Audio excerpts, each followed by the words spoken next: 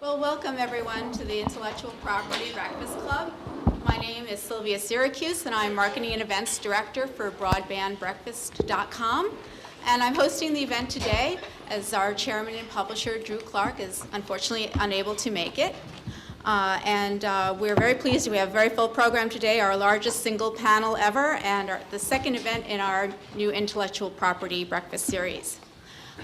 Just wanted to let you know briefly that we have an upcoming Broadband Breakfast Club event, which is entitled Challenges to Rural Broadband Availability and Adoption, and that's on June 15th at the same time, same place, and we hope you can attend. Jonathan Edelstein, the administrator for the Rural Utilities Service, will be keynoting.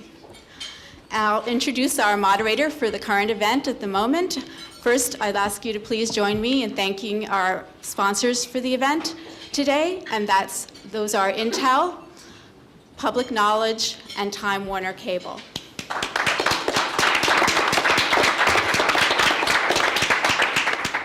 And now I'll introduce Sarah Sterland, who's our moderator today, and Sarah's our assistant managing editor at BroadbandBreakfast.com.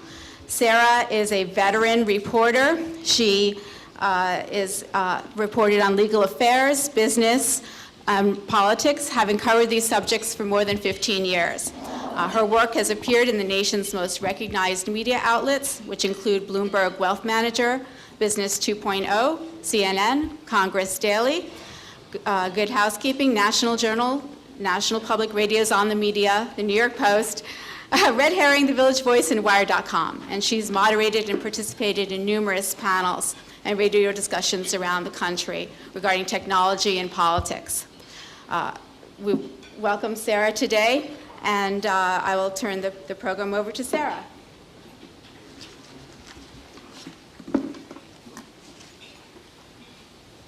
Morning, everyone.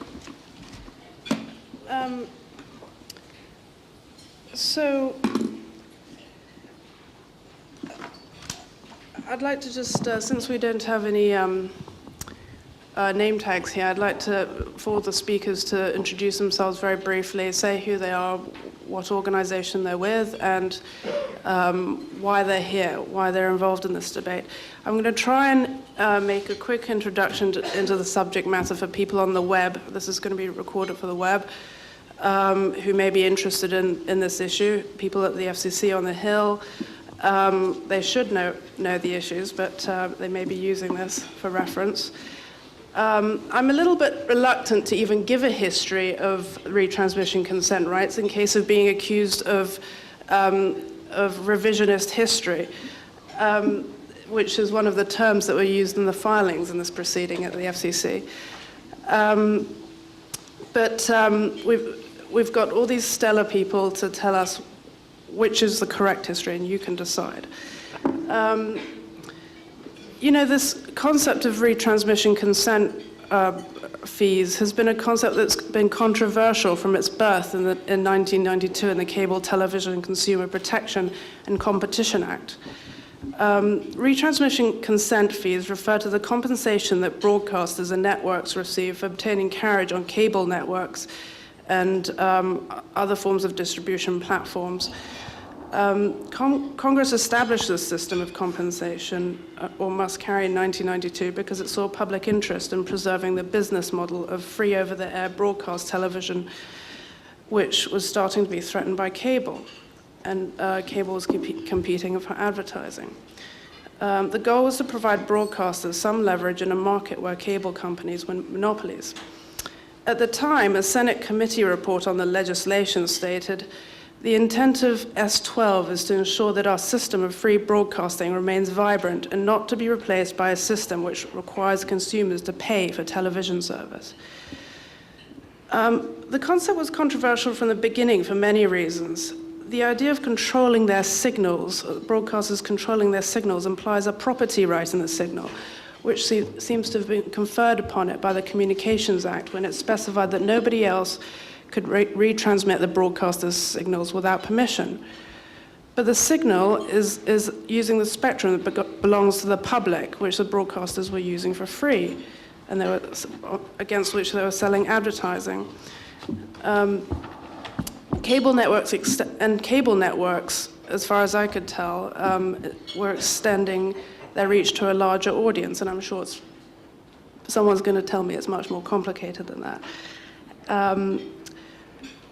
Cable companies and broadcasters over the years established a bartered solution. I think it was Fox in 1993 that first proposed that TCI, a cable network, carry a basic cable channel in exchange for the right to retransmit local broadcast stations. TCI had to pay a fixed fee per subscriber a month for this new channel. And again, as far as I understand it, this practice has become an industry standard. So fast forward to 2010, the subject has been a topic of conversation in DC again because the Federal Communications Commission in March asked for public comment on whether it should alter its rules that govern the negotiating process over retransmission consent fees. The Commission issued the notice after it received a petition for rulemaking from a coalition of 14 groups that include trade groups such as Matt Polkers, who's sitting in the middle, the American Cable Association, the New America Foundation, of which where Michael Calabrese sitting at the end is part of, and cable companies like Time Warner, where Fernando is a lawyer at, and satellite and telecom companies. The request also comes after some high-profile retransmission consent fee disputes which erupted into public view. For example, 6 million television viewers in Boston, New York, Los Angeles, and Orlando are faced with the prospect of missing New Year's Day football games when one of these fees erupted into the public.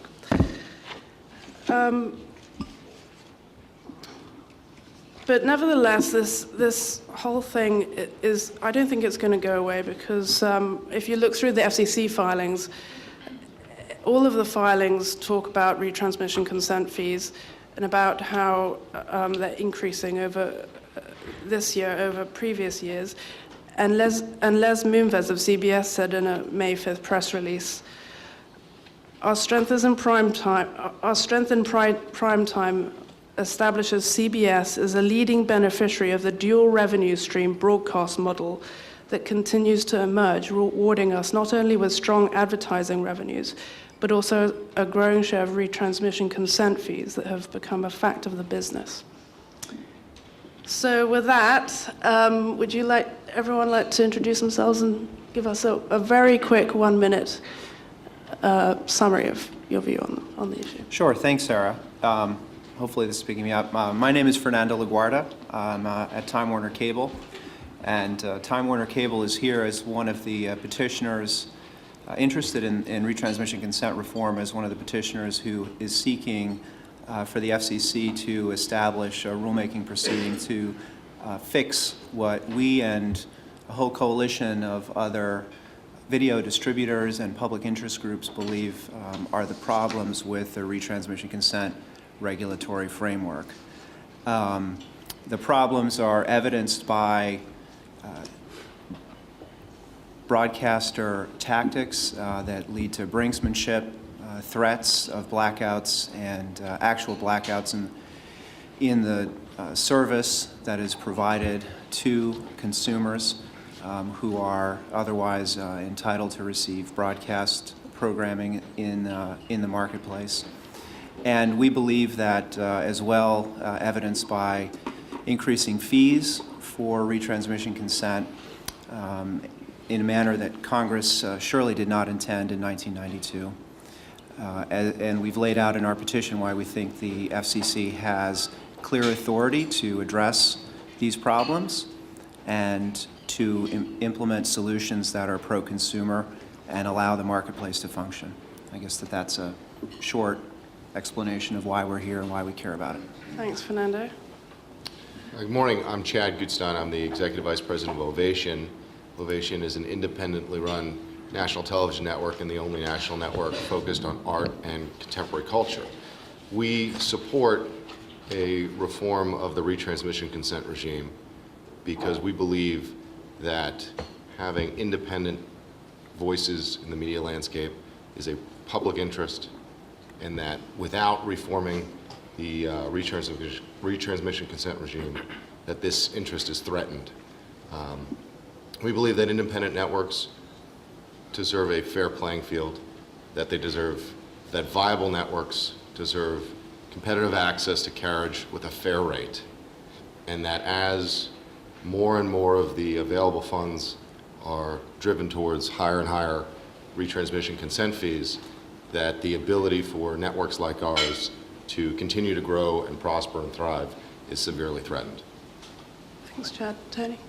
Hi, I'm Tony Cook Bush. I'm a partner at Skadden Arps, Slate, Mager and Flom, and I represent the 4 television networks and in the retransmission consent proceeding. And more importantly, I worked on the Senate Commerce Committee from 1987 to 1992 when we enacted the Cable Act of 1992 and retransmission consent. And in short, I think, there are many different thoughts on how you interpret legislation, but, some people say you just read the plain language of the statute, and the statute says that no cable system or other multi-channel video programming distributor shall retransmit the signal of a broadcasting station or any part thereof without the express permission of the broadcasters. But then if you're one of those people that wants to say, well, but we need to look at the legislative history, then we can look at the legislative history. And in the House said that it was Congress's express intent, quote, to create a marketplace mechanism that allowed 2 business interests to try to reach an agreement. And in the Senate, which is where I worked, the Senate report said that many broadcasters may determine that the benefits of carriage are themselves sufficient compensation for the use of their signal by a cable system. Other broadcasters may not seek monetary compensation, but may instead negotiate other issues with cable systems, such as joint marketing, the opportunity to provide news inserts or cable channels, or the right to program an additional channel on a cable system. At the time, Congress did expressly intend for broadcasters to have the right to charge for their signal or to negotiate, just like any other programmer, for carriage of their system. And I would say that one major difference between 1992 and today is the fact that in 1992, most consumers only had one cable operator. Today, all consumers, with a very few exceptions, have at least 3 multi-channel video providers. In some places, they might have 4 or 5, all of whom carry the local broadcast signal. So it's the network's position that consumers are not held hostage, nor are cable operators. If a cable operator doesn't want to carry or negotiate a deal with the broadcaster, that's fine. And consumers should have the opportunity to switch to a cable operator that has chosen to carry their signal. Thanks, Tony. Matt? Matt Polka with the American Cable Association. So let me get this straight. You're responsible for why we're here today. Is that right? Yes, proudly. Okay. In that case, I have been working on retransmission consent since 1993 as a small cable operator. So I guess it's become sort of my missionary field, all right? So it's something that I have been working on, representing smaller operators as a practicing lawyer, then as a general counsel for a small company, and now as president and CEO of the American Cable Association, which represents over 900 smaller companies in smaller rural areas that are quite different from the larger operators. In fact, of our 900 members, about 80% of them have 5,000 subscribers or less in very, very small markets where they're on the cusp of providing advanced services and broadband, which is also relevant to today's debate. Our issue really has been one that we have fought since 1993, and we've oftentimes referred to ourselves as sort of the canary in the coal mine, talking about the harm of retransmission consent, particularly as it relates to smaller operators, when retransmission consent was not a cool issue to talk about.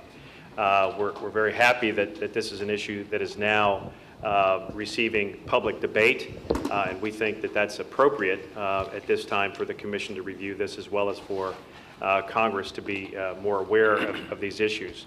Fundamentally for us, as smaller operators, the concerns that we have really are twofold.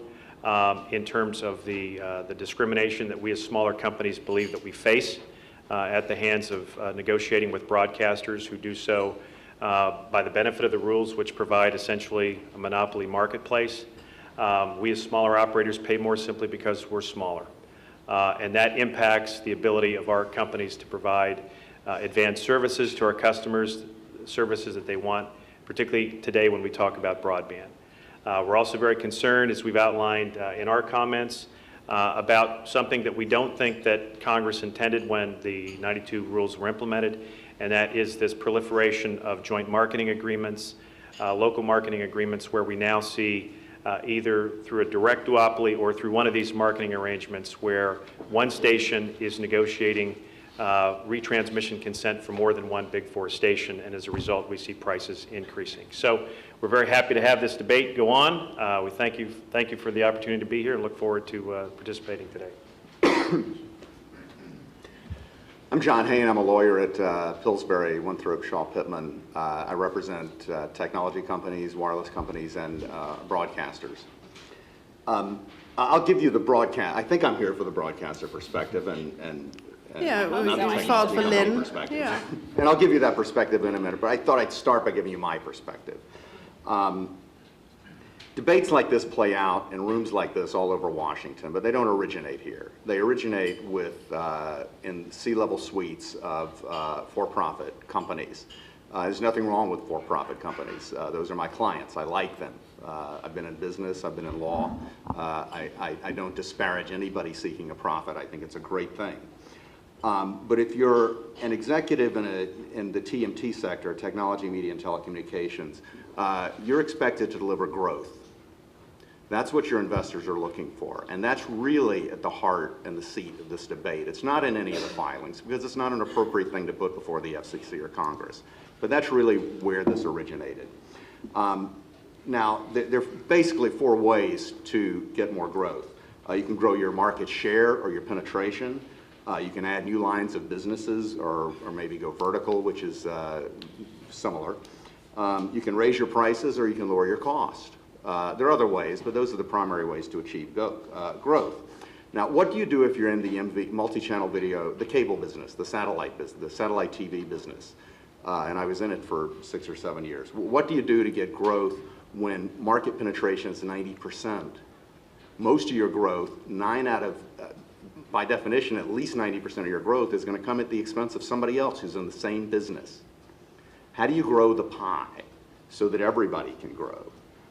Again, lower your price, raise price, add new lines of businesses. Share penetration there's only 10% left to go. And that's what we're talking about here. The MVPD business is rapidly maturing. It's at 90%. Retrans is one of many ways that MVPD providers are looking for growth to deliver to their investors. Another is TV Everywhere, very, very similar. If you're in a pay business and your competition is free, then the only way you're going to grow the last 10% is getting its TV for free, right?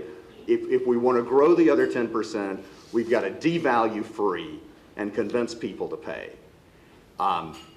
Retrans is great because it attacks two avenues of growth. If successful, it can lower your prices. It can also devalue the free option. And while it's a longer discussion, but free television is not a binary thing. It's not free or not free. If you have free television, it can be bad TV because the revenue stream is not good enough to support the programming that people really want to see, which will result in migration to pay platforms. So that's really what's behind here. It's about growth when you're at a 90% penetrated business. Thanks, John. Michael? Okay. As Sarah mentioned, New America was, along with Public Knowledge, was a nonprofit participant in the petition to ask the FCC to revisit the retrans framework. And, we've been, have this position, for two primary reasons. First is and I think it's been mentioned one way or the other, the actual consumer harm. First from unexpected disruption of programming, particularly programming that's freighted with public interest value, such as local news, weather, emergency alerts, public affairs programming. The upward pressure on cable prices, which has an indirect negative impact on broadband adoption because so many kind of families at the margin surveys are showing are taking broadband in part because it's the marginal cost is part of a bundle with cable TV, and then high switching costs, even where there is competition in the MVPD market. And then the second general reason is that we believe broadcast stations receive huge public subsidies in exchange for transmitting a primary video stream over the air, with the expectation that they will offer, again, as I said, localized news, weather, emergency alerts, children's educational programming, public affairs programming, all free of charge to all consumers. And these subsidies include, first, the most expensive input to production, which is access to the public airwaves at no charge. Imagine if the federal government had built out the networks for the cable and telco companies. We'd probably expect something in return. They also receive must-carry, which means the threat of a programming blackout is not reciprocal, and exclusive distribution rights within a local market. So if an MVPD cannot reach agreement with one Fox affiliate, for example, or one station, they can't go and get a substitute signal from another market because Congress has tilted the playing field. So those are kind of the basic reasons that we think that withholding local content should be, if not prohibited, certainly very much a last resort, and we need certain reforms to the retrans framework. Thank you, Michael. So I just want to start with some obvious questions. I think one of the most confusing elements of this debate is whether retransmission consent fees actually do increase the bill for the consumer at the end of the day. I mean, it just seems like one element of many, many costs that cable companies must have, Fernando. So can you explain to us why, what the relationship is? Sure. I think there's a couple of things to keep in mind about the harm. And I'm sorry to interrupt, Tony, if you feel like jumping in and making the debate interactive, please go ahead. So there have been a number of economic studies filed that provide the backup support for this, but when you look at the details over time, there are a couple of components. First of all, you have to think about, just in terms of the economic cost, the fact that broadcasters originally, in order to obtain retransmission consent, negotiated fees for the carriage of affiliated non-broadcast channels. So that is part of the overall context here. Once those channels were launched and given carriage, those fees continue to increase. So you have to consider the context of the overall negotiations. The second is because of the regulatory framework that is in place, broadcasters have, in essence, not a marketplace opportunity to negotiate, but really all of the leverage to negotiate with cable operators for carriage. The rules, as referred to by Matt, essentially make it much easier for them to negotiate favorable carriage in terms of tier placement, carriage of the entire signal. The value of what they're negotiating for is increased, and the options a cable operator has as an alternative are decreased. When you look at the fees over time, the studies that have been done show that there's an increase over time in the fees that are charged for retransmission consent as publicly reported. But that has to be layered on top of the fees for the other channels that are bundled in those negotiations as well, increasing over time. And that is passed through in the marketplace to consumers. However, I don't want to leave you with the impression that that's the only problem. For consumers who are experiencing increased cost as a result of the broken rules, the most important issue, we believe, is the disruption and the uncertainty that they face when they look at their choices in the marketplace, which is competitive for video distribution. the disruption to consumers as a result of the threatened blackout of signals and the threats to disruption are actual costs or reductions in quality in the service that is being provided. So that is also an important element. The fees for retransmission consent go up. The fees for affiliated networks and channels that are bundled with broadcast signals go up. The alternatives to MVPDs in terms of negotiating for retransmission consent aren't there as a result of rules and the regulatory framework that's in place. And consumers see more and more the potential loss of those signals, and that contributes to the problem. Okay. I would like to step in here. Well, first of all, I think that the key word in his description was the threat of the loss of signal, because there have actually been very few instances where there's been a loss of signal. And as was suggested in the network filing, that issue could be addressed by simply giving consumers notice. 30 days in advance of when the contract's about to expire, consumers could have notice the contract might expire, they might not be able to carry XYZ network affiliate, and if they want that network, they might need to subscribe to another service. Because all of the programming, the retransmission consent contracts with, DirecTV, EchoStar, the AT&T, Verizon, RCN, Comcast, Time Warner, they're not all on the same schedule. So it's not like they all expire on the same day. So, next Thursday, there's not going to be any broadcast programming. They're staggered. They're all different. Consumers could have the opportunity, if given the notice, to switch. But Tony, I And just if want I- to and if I- interrupt here. Sorry. No, wait. Yeah, okay, No, go. no. I get to finish, then you Okay. can, All right, then you can ask okay. your question. Go So for that it. would be one point, which is that the second point is that the whole focus of the Cable Act was to increase competition. And the Cable Act has succeeded beyond our wildest imaginations. When we were working on this, we never thought that consumers, 18 years later, virtually all consumers, with some exceptions, would have at least 3 providers, and some would have 4 or 5. And so when you look at that, that's a huge achievement. But the second thing is that we did regulate rates. And we regulated rates in the absence of competition. And I'd just like to note that every day practically you pick up or you look at the FCC releases and you see more and more cable operators are found to be subject to effective competition and therefore relieved of rate regulation.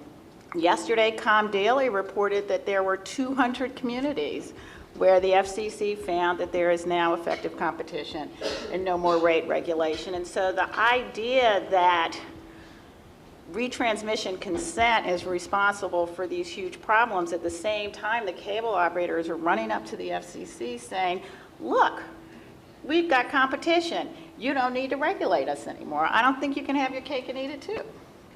Okay, but as a consumer,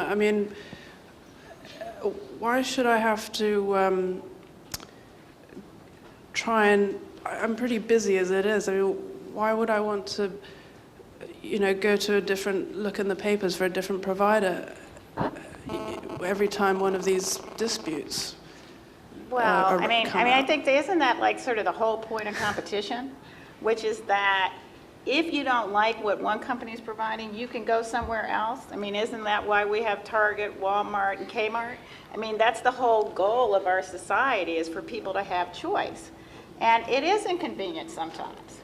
Walmart's far from my house, right? But, the Safeway is more expensive. But if I want the cheaper price, I got to go to Walmart. Okay. Sarah, can I add a Yeah, point? sure, go ACA filed comments in the video competition report a little while ago where we demonstrated from our members that nearly 90% of them said on the record that they have increased rates to consumers as a result of escalating retransmission consent fees. So that's a fact. We know that rates, particularly in our markets, are going up. The other thing I'd point out is virtually all multi-video programming distributors are working together to reform retransmission consent rules. So it's not just cable operators. It's the satellite providers, it's the telephone providers. It's all MVPDs that are providing these signals that think that these rules are broken because of the fact that there is not a marketplace that exists for retransmission consent. There may be effective competition in the market, but there is not an effective market for retransmission consent because of the retransmission consent rules coupled with market exclusivity, network non-duplication that prevents there to be competition in the marketplace. In fact, we in ACA asked the Commission to look at this in 2005 with a petition for rulemaking saying there needs to be a right to shop so that you can have market-based retransmission consent pricing. We have found that where our members are exempted from non-duplication rules because they're smaller or because because there are significantly viewed stations, that guess what? Where there's competition, the price comes down. All right, that doesn't happen today because a market does not exist for retransmission consent. And that's why we are asking the Commission to take the next step, which is to look at the rules in the context of where it is in 2010 compared to where it was in 1992. And I would say, you know, Tony, at the time, I agreed that I think that there was a legitimate reason for it because you had smaller broadcasters basically having to negotiate with larger cable operators, growing cable operators. Well, that's different today, and we should look at the rules and take a fresh look and revise them as necessary. Matt, what percentage of the money that your members charge for broadcast stations comes from retrans fees, and what percentage comes from is justified by other things? I mean, didn't your business start? Didn't it originate by taking broadcast signals for which it paid nothing and charging consumers for them? I mean, if the rates, if you want to protect the consumers, why don't you first give up the profit that you're making on the broadcast signals that you've been picking up and selling for 50 years? But we're not. I mean, but we're not. You're not? We're not. There's no charge for broadcast signals? Was there a charge for broadcast signals when cable started? No. Was there a charge for cost? I used to be in the cable business. I know there's a charge for broadcast signals because I was in the business. A subscriber for one of our member, could have broadcast basic for basically about $12 or $13 a month, which basically covers the cost of providing that signal rather than the cost of the signal itself. That's I can't find a broadcast. And what basic John, but I want to remind you, and taking a step back and pointing at what Tony said about the context here, when cable started and when retransmission consent was created as a regulatory framework by Congress, then later in 1992, we were looking at local markets in which broadcasters and cable operators faced each other, and there was a clear opportunity for a mutual agreement in order to reach an outcome that was beneficial to consumers and the public interest. Broadcasters are receiving spectrum, their major asset, for free from consumers, and have an obligation to serve consumers in the public interest, as Mike I don't know any was pointing out. broadcasters that charges the consumer for sticking up an antenna and receiving the signal. I mean, And isn't as that a what this is result, about? as a Isn't result this- of changes that But- Tony pointed out in the market since 1992, where consumers have a choice now for video distribution, and they still don't have a choice when it comes to the local broadcast signal, the marketplace has changed, and the rules have not kept up with it. So as a result, the problem is not just that broadcasters are charging an increasing amount for retransmission consent. This is an important point. The problem is that consumers are being sent a message, and it's not just the blackouts, it's the threat of blackouts, it's the threatened opportunity for blackouts, are being sent a message that there is a potential for disruption where that didn't exist before. So I think you really have to focus on the fact that that's not serving the interest that Congress intended in the 92 Act. It's not serving consumers, and it's causing a reduction in the value of the output to consumers for video programming. Your point about how much the cost is part of the problem. What I would ask is, how does it serve the public interest to disrupt consumers by threatening to take away broadcast Well, signals? Fernando, I If think I this could, is... if I could. Okay. That's like the American way. I mean, didn't I just read yesterday about 5 tons of garbage in some city that couldn't be moved because the workers had walked out because they weren't being paid enough? I mean, surely there's a health hazard. Consumers were inconvenienced, but that's part of our free market system. And so the idea that broadcasters, unlike HBO or Lifetime, have some different obligations is not right. Yeah, And but in they fact, Well, that are- if I could obligation just is in say- if I could- Section if I could- 309 of the Act, Well, Tony. now, and you know what? Anybody can stick an antenna up and get their signal for free. And if you don't want to carry it. Yeah, what I hear from the somebody could go to MVPDs is that TV, there they should... could go to Can I just EchoStar. let Michael interject, because he hasn't had... No, no, I'm said just much. saying, I'm glad that we have a consensus that we should go ahead and have that auction for the broadcast spectrum, a Well, you know, two-sided but- auction, and if the broadcasters actually Well, let's- value it, do they we- can compete against But do we wanna Verizon talk and about- AT&T Wireless and Do we want to talk others about to how buy much it, and then free there won't be spectrum a the cable subsidy. industry has? Sorry. Do we want to talk about the free spectrum that DirecTV and EchoStar have? Did I see them go to an auction? Did I Or miss the that wireless auction? carriers. Did I miss Okay. the auction where the cable operators paid for their spectrum? They may not have as much as broadcasters, but certainly DBS does. Okay. Yeah, I think the interesting thing is that the argument, I mean, it depends on how you phrase these things, right? The argument I hear from the MVPDs is that broadcasters should be penalized for giving away their television for free. They don't charge for it over the air, therefore they should not be allowed to charge their competitors for it. The competitors should get a discount because they give it away to consumers for free. I mean, you know, if you're a regulator, I mean, I know what broadcasters want and I know what MVPDs want. That's really easy. You know, if you're a regulator, what kind of world do you want? Do you want a world in which if you go to a pay model, you can make an awful lot more money and acquire all the programming that used to be on broadcast? I mean, why did Disney move Monday Night Football from over the air to ESPN? I'm sorry, Preston. I mean, there were good reasons for that. The market rewarded that move. Disney makes an awful lot more money when it moves its sports programming to ESPN. That's not Disney's fault.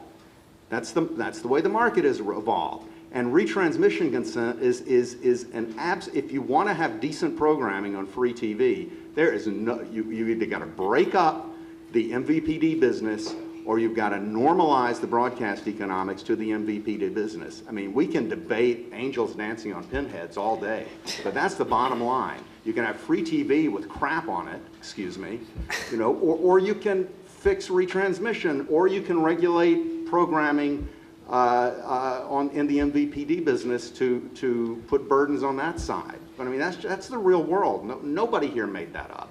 Okay, That's the way it works. Well, getting back to just the basics. Can I just jump in here for Sure, a go second? ahead. You know, I know everyone here seems really close to agreement on this issue. So what I think is missing from this debate right now, though, is the impact that this debate has on the diversity of programming voices that are out there, particularly with respect to independent programmers. Because on the one side, you've got very big media companies. On the other side, you have very big media companies. And in the middle, you have very small media companies that are viable, that are serving, providing programming that serve their consumers and deserve a fair playing field to compete on, because that is the American way. And what you're having instead is these networks being impacted unfairly by an unbalanced playing field that is hampering their ability to get competitive carriage with a fair rate. And that's what we need to grow and survive and continue to provide the programming that we have to audiences that want that program. Well, Chad, can you tell me, are the rates unfair now? I mean, can you give the audience some idea, has a cable network actually said to you, sorry, we can't carry you because we've got all these other programs? I mean, do you have some specifics that you can? Well, yeah. I mean, if you're asking, has the retransmission consent fees that are being paid been specifically talked about as a reason for reducing programming fees or reducing carriage? Absolutely. For you, for Ovation Television? Absolutely, yes. Has it also been used as a reason why some distributors can't continue to provide additional carriage or provide carriage at all because they're looking at significantly increasing retransmission consent fees? And have they used those type of arguments? Absolutely, yes. This is not theoretical. This is not maybe consumer prices will go up, or maybe one of those 4 or 5 competitors in a marketplace will decide that they want to capture market share by not passing along those costs. This is about the fact that as more and more dollars come into the programming cost till for the operators, they are looking at every single penny that they can throw out. And those of us with the least amount of leverage in this game are the ones that are going to be impacted first and are being impacted first. Well, but, I would just add on that, only hang on because- just for one moment though, to follow through on that. I mean, you were telling me that you started with, Ovation started with 5 million viewers, right? Yeah, 5 million. And how many do you have now? Nielsen has us at slightly under 42 million. So you have been able to grow. I mean, I'm not saying and- we haven't been and able to. So what's, I'm not saying that we haven't been able to grow. Okay. I'm saying that that growth is definitely impacted by what is happening right now in retransmission consent.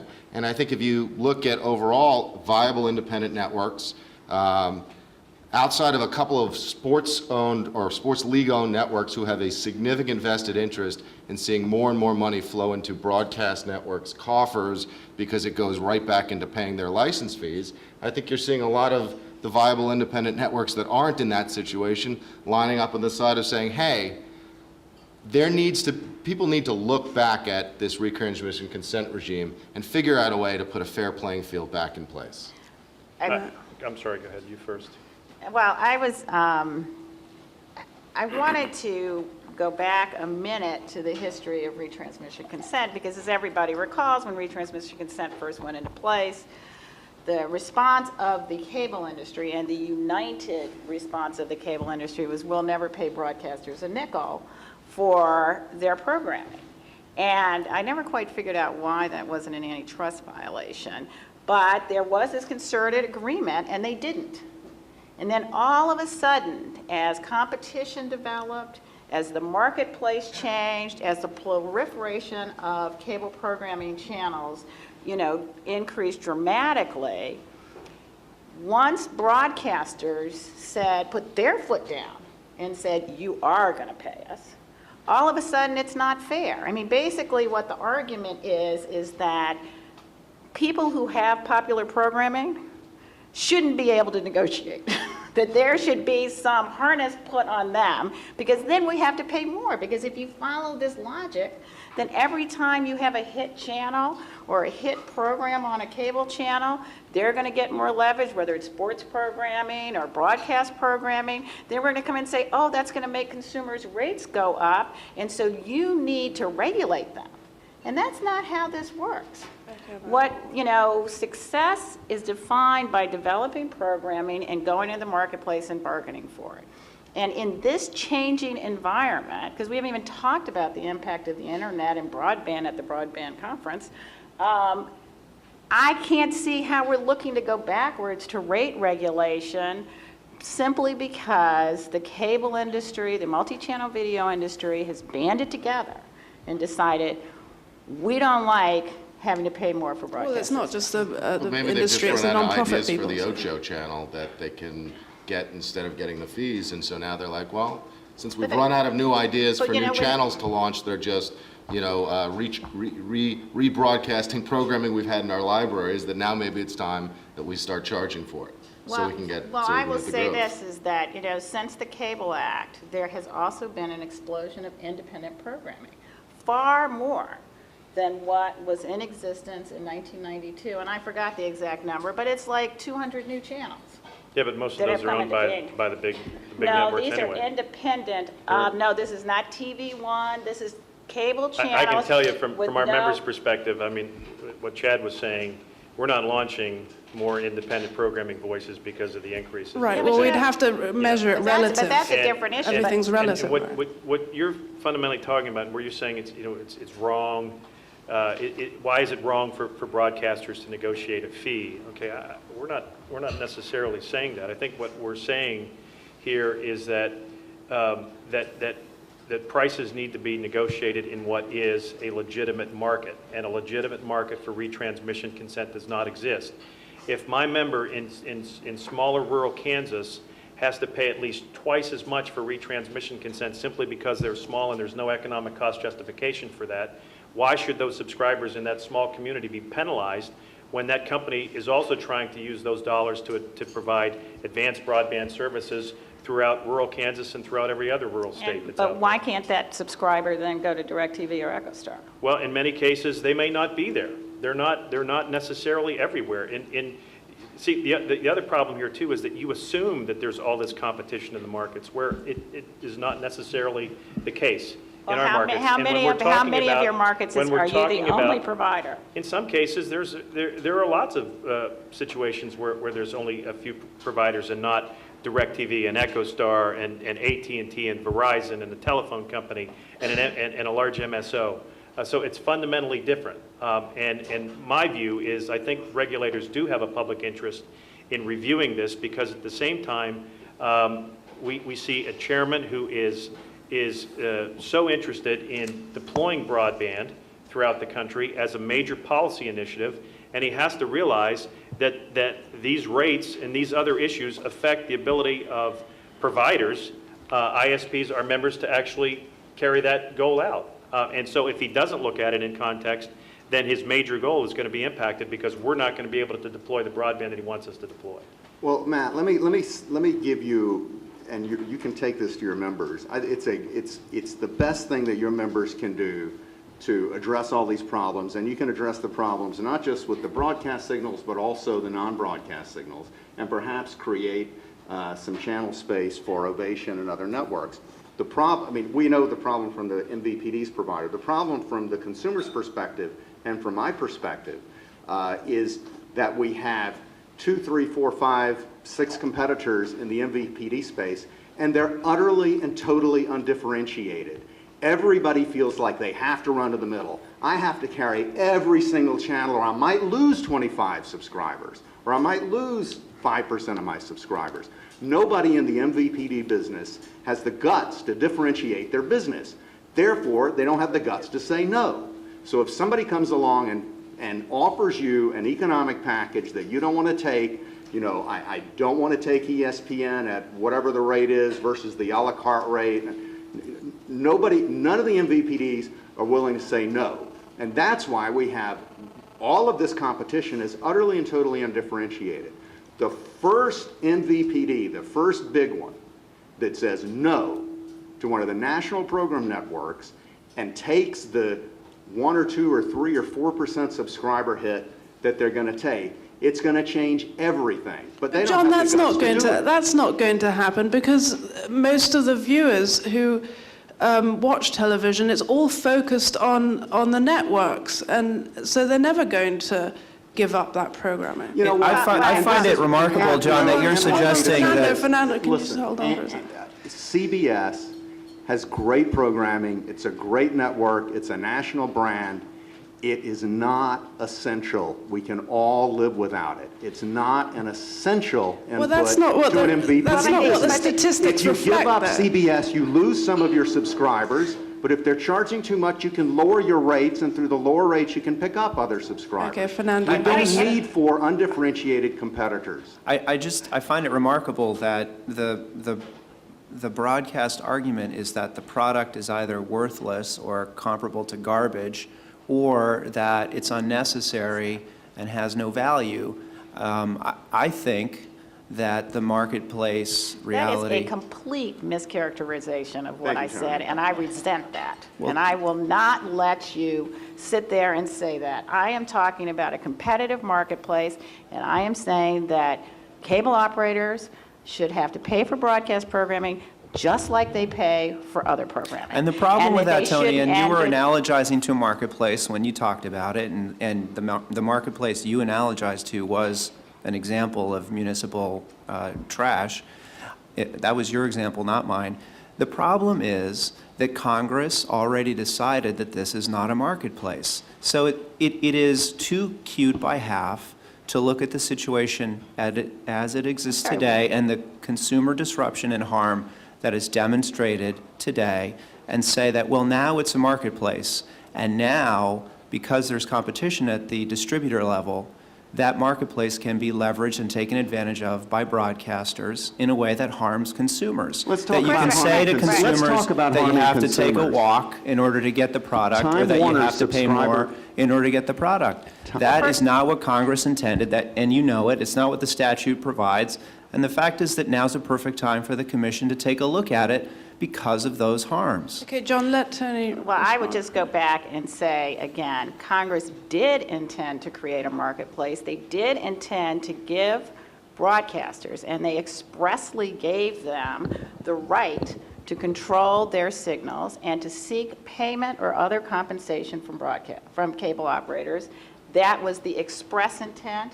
There is no equivocation about it. And the fact that cable operators don't like it and that it may create, uncomfortableness in the market does not make it wrong or bad. That is how our competitive system works. The goal of regulation is to fill the void when there's a lack of competition. And in this case, there is adequate competition, and consumers are protected by the competition. So But there's- Congress there's in no the competition 92 for Act broadcast signals. had, let me try to get a word in.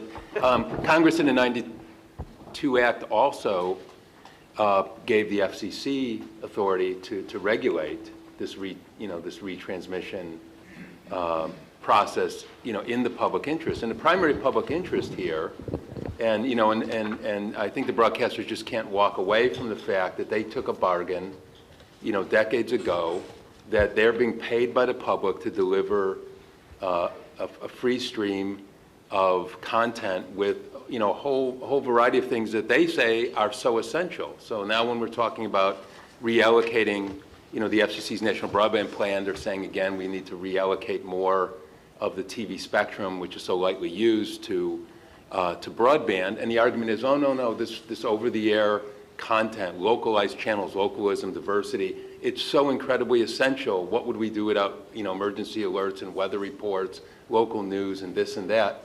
And so really what we're concerned about is not whether in these retrans negotiations that cable or broadcasters or TBS and broadcast, get a little bit more or less money.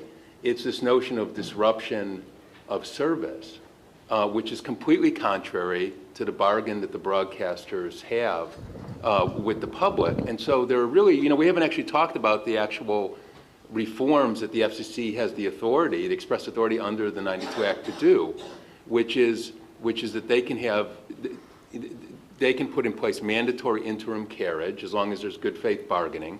They can put in place binding arbitration or some sort of administrative law ALJ process or expert panel that would resolve these disputes. So you can still have the negotiation, you can still have each side, you can still have money changing hands, but you can do it without disruption of service. Well, let me say this. One of my questions is, why isn't the public interest community supporting the broadcaster's request that the FCC require cable operators to give notice 30 days in advance, 60 days, you That pick should the be part of it, number. too. I think Right, that's already but in the law, that anytime that No, there's a contemplated there- change, no, we you- have to give 30 Yeah, but days. Matt, what you do is you take out ads in the legal section of You the haven't let paper me in two-point finish. type. Well, You haven't let- wait, you haven't- You guys run crawls on the Okay, bottom of guys. the screen that says you're. You haven't let me Let finish. Tony finish, and I would My like, point is I want to that- open it up to questions and answers, so we'll let Tony finish. And I also have one last question myself for Tony, which is, we're not talking about ending fees for broadcasters. We're only talking about arbitration and interim carriage, and then also notice might be, the cable company is actually required to give But they're notice not anyway. But they're not required to give Right. notice of the fact that the signal is available from other sources. And that is how the notice should be expanded, because the public interest community should support that requirement, because then consumers will know and have the opportunity to change. Well, like I said, we don't need to provide that notice because you do across the bottom of the screen with a crawl message that says, leave your cable operator and go to Dish and DirecTV. We don't need to do that because you're helping us So you don't have a problem with it? Well, we have a big problem with it because you're supposedly trying to negotiate with us in good faith. At the same time, you're telling our customers to go to somebody else. The I o- agree the with only- everything Tony said except one thing, and that is that consumers will have an opportunity to switch. And here's another thing going on in the background that nobody talks about. Early termination fees, lock-in, automatic renewal with rate increases. You want to talk about rate increases to consumers? Let me tell you what, Time Warner Cable's, well, go look it up for yourself on the internet, Time Warner Cable subscriber agreement. Time Warner Cable, when you sign up, says you sign up for a year or 2 years, you get a discount. We're giving you a discount to sign up to the bundle for a year or 2 years. At the end of that period, if you do not give us written notice 90 days before termination, we renew you for another 1 or 2 years. We reserve the right to raise your rates and drop services, and you're locked in, and if you don't give us 90 days advance notice, we'll hit you with up to a $250 termination fee. So Time Warner Cable subscribers at least, and I know Verizon subscribers because I have the same agreement at my house, they really, I mean, you do have the option to go elsewhere, but you've got to send Verizon or Time Warner Cable a quite hefty check, which will more than make up for all the retrans fees that they paid on my behalf. Fernando, do you want to respond to that before we move on? You know, customers in the marketplace have a choice when it comes to video distribution. I think that we do a good job in that competitive marketplace. The customers of broadcasters do not have a choice. The video distributors have to deal with broadcasters who have congressionally authorized, essentially, a position which nobody can negotiate with. So it's ironic for representatives of broadcasters to say that in a competitive marketplace, customers have a choice. The fact is, it's the lack of choice that's causing the problem here. And that problem is the disruption and the threat of disruption that consumers face. Putting consumers in the middle as a result of these negotiating tactics is contrary to the public interest. It's not a functioning marketplace. Okay, Tony, please answer this one question before we go to the questions. Why can't the FCC just open a proceeding? What's wrong with finding out whether the system is or isn't working? What's wrong with arbitration and interim carriage? The FCC can open any proceedings they want. That's Yeah. not, the issue is what they're allowed to do under the Act. And under the Act, they're not allowed, under any circumstances, to require a broadcaster to be carried against that broadcaster's will. Okay, all right, so questions? Hi, I just wanted to go around the table. I think Jonathan Make with ComDaily. We were a couple points talking about the consumer notice provisions and what the broadcasters want, which is not just when there's going to be a channel lineup switch, but when a contract is coming up. Yeah, that would be an important, I think, part of reforming the retrans framework is that there should be, again, some substantial notice to the MVPD customer that they could be, losing a certain signal so that they have time to shop around for an alternative. I mean, I agree that in reality there's very high switching costs, which raises a separate set of issues, but at a minimum, the consumer should have something like 60 days, notice to figure out, if CBS is really worth that much to them, whether they can get an acceptable package elsewhere. But it really is, tough now that we've lashed television, which personally I don't value as highly as broadband. We've lashed in an increasing number of cases television to broadband and even to wireless in a bundle, which just raises the switching costs even further. But that's bundling that is favorable to the MVPD industry, so that's good bundling. We have to distinguish good bundling from bad bundling. I just want to address the notice point, if I can, if we're going to answer it. I think it's interesting, providing customers with information, I think, is a good thing. I think, though, you have to understand the bargaining dynamic that's taking place in the marketplace. Notice of disruption, just like actual disruption, is a consumer harm. It causes anxiety, uncertainty, and confusion. So essentially what is being asked for here, I'm taking it as a good faith request to provide customers with notice about the potential for disruption. But the fact is, you see it happening already as a tactic to increase the bargaining leverage by broadcasters. So there's a component of notice that is actually harmful to the marketplace. Why is it harmful? It causes consumer distress, it causes uncertainty. It may lead some consumers to switch to their second or third best alternative or fourth best alternative MVPD when they didn't otherwise have to. I disagree with John that those choices are undifferentiated. Time Warner Cable invests substantially in programming and service that we believe differentiate ourselves from our competitors, local programming being among the most important elements of that, 24-hour news services, other forms of local information programming. So we may be a consumer's first choice. They may switch unnecessarily.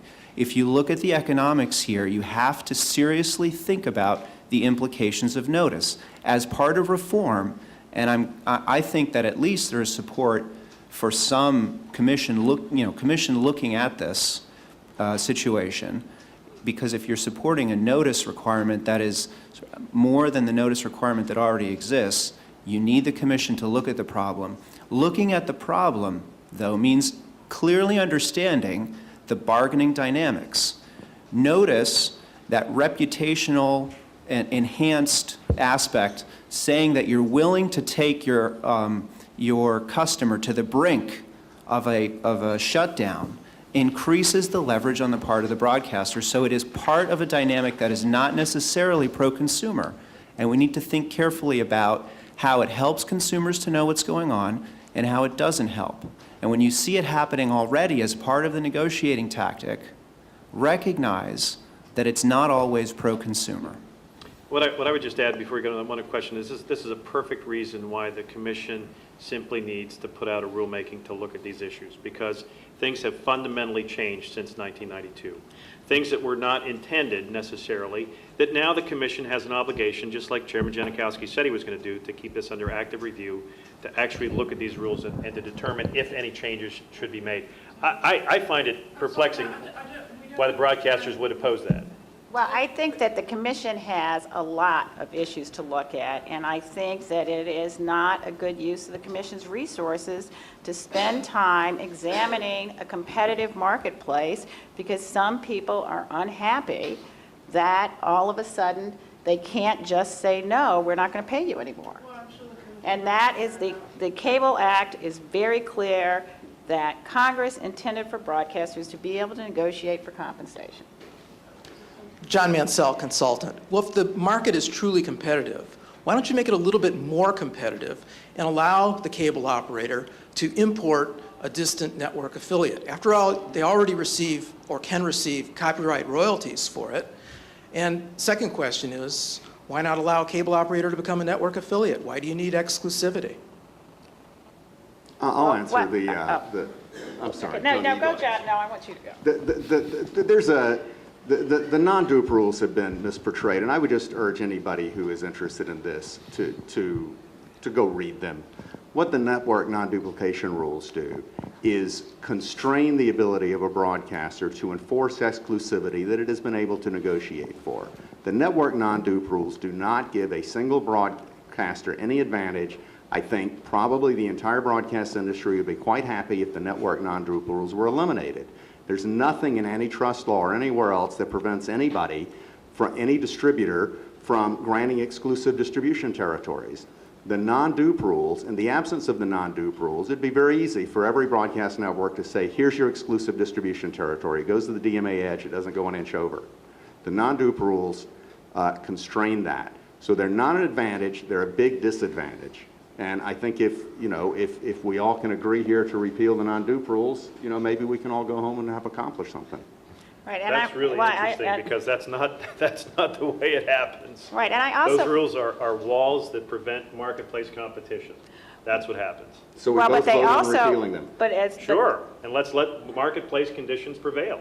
just as John was saying. I mean, this is what we asked for. Let's have a right to shop. We all understand it makes sense. If you can get a lower price and go out and shop, then have a right to shop. But you can't do that now because, nope, got to protect that market. No, if you But got rid even of if the- you, but even if you repealed the rules, it still doesn't guarantee that you would have the right, that you are still would have to require broadcasters, under your theories, to make their signal available to you. What if they said, what if they repeal, what if they did what you asked, and broadcasters still said no? Our point as it relates to network non-duplication is to create more, what you called, competitive marketplace conditions which do not exist today in retransmission. How many sources do you have for the USA Network? You got one, but the problem, Okay. but you have other services that you can also add on as well. But what I'm talking about here, what we're talking about here, unfortunately, is your broadcast station happens to be a regulated entity, unlike a USA Network. It's different. It uses the public airways. So the FCC regulators have a public interest in regulating it. So broadcast should consequently, be it's cheaper. different. Broadcast stations should be No, it cheaper. just should be They regulated should be differently. cheaper? So does- And Should they be cheaper? There should be. They should be there should cheaper. be Tell me. there You want them to should be cheaper. Nope, I'm That's not what you saying it want. should be You want them to be cheaper. cheaper. I'm saying there should be marketplace conditions. I do. So It's does that- unfair okay, because yours- Sarah okay, doesn't yours- have a microphone, so Right. she can't ask for a question. Can I just make one point? And so does that There's a mean question DirecTV and EchoStar should be regulated the same way, since they have free spectrum? You know what, you're twisting now my argument. What I'm talking about just is asking a the marketplace condition for retransmission consent that does not exist today. DirecTV and EchoStar would like the same benefit of a marketplace for the negotiation of broadcast signals that does not exist today. So everybody that gets free spectrum isn't the same. There's one gentleman back from the Yes, I was wondering if any of this has any implications as far as internet broadcasting, as the internet starts to become more like the cable big brother, so to speak, with more regular programming and more control. Will these kinds of implications be tested out and then hopefully clarified for the internet broadcasting industry?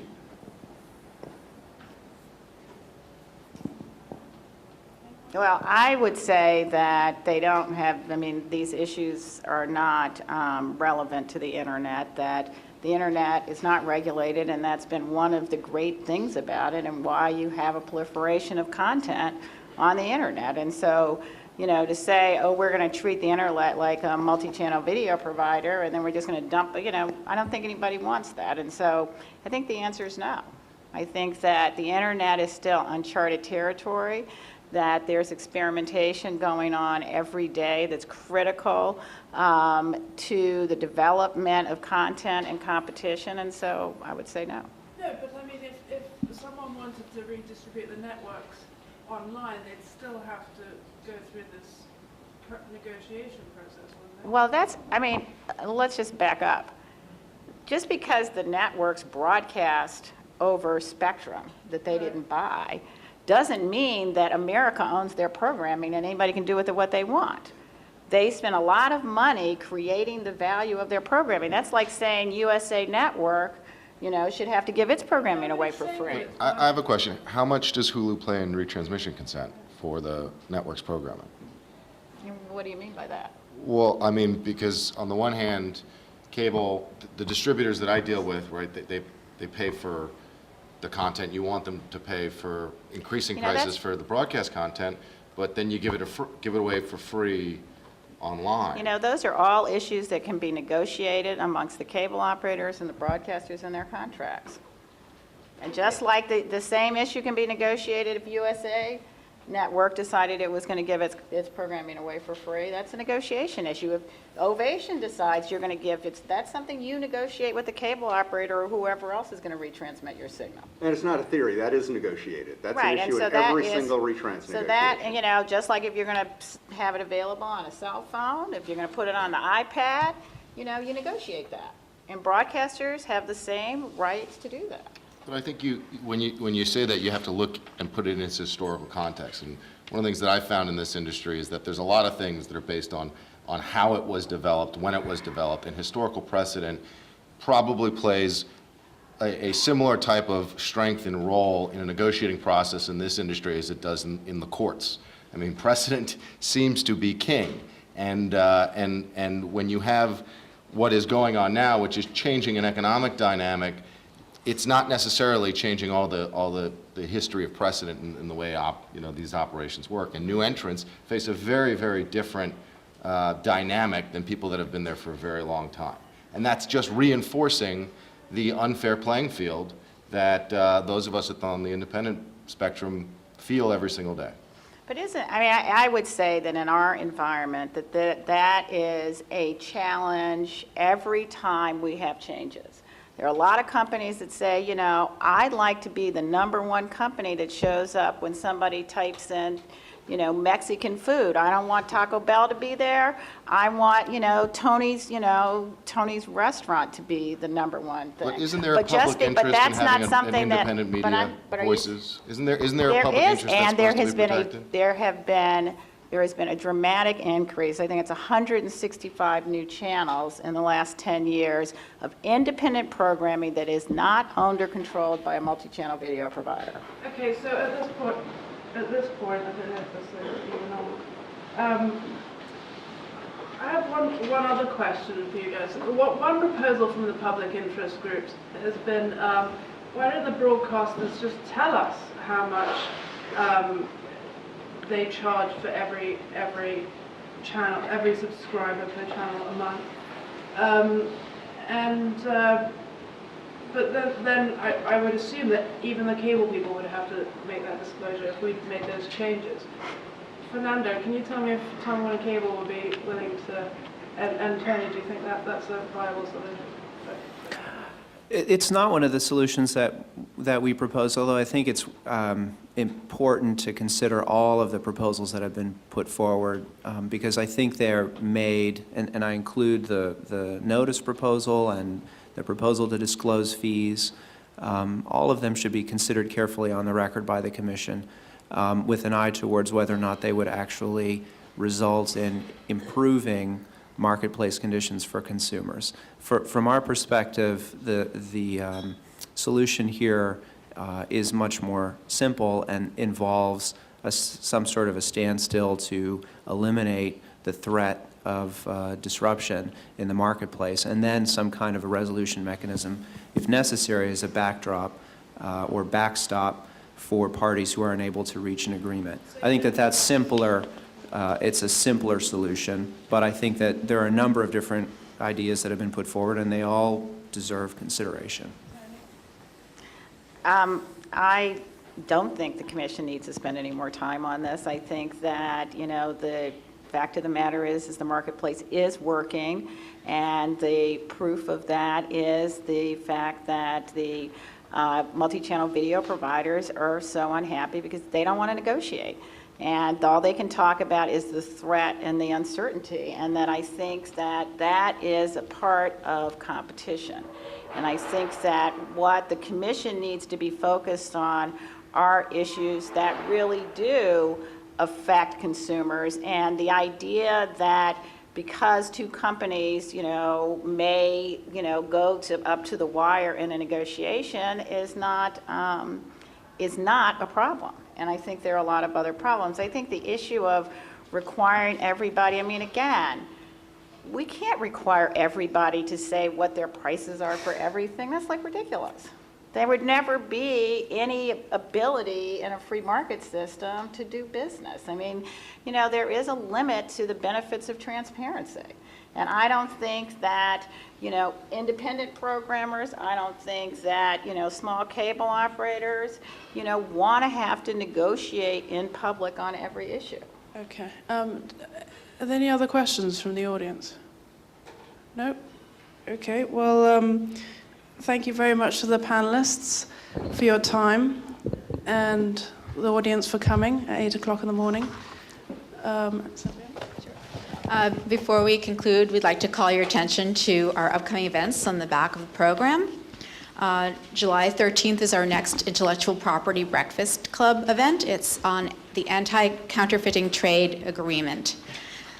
And June 15th is our next broadband breakfast, and that's challenges to rural broadband availability and adoption. July 20th is our smart grid, telecommunications, and electric infrastructure. And please join me in thanking our sponsors again: Time Warner Cable, Public Knowledge, and Intel, as well as our moderator, Sarah Sterling, and our panelists.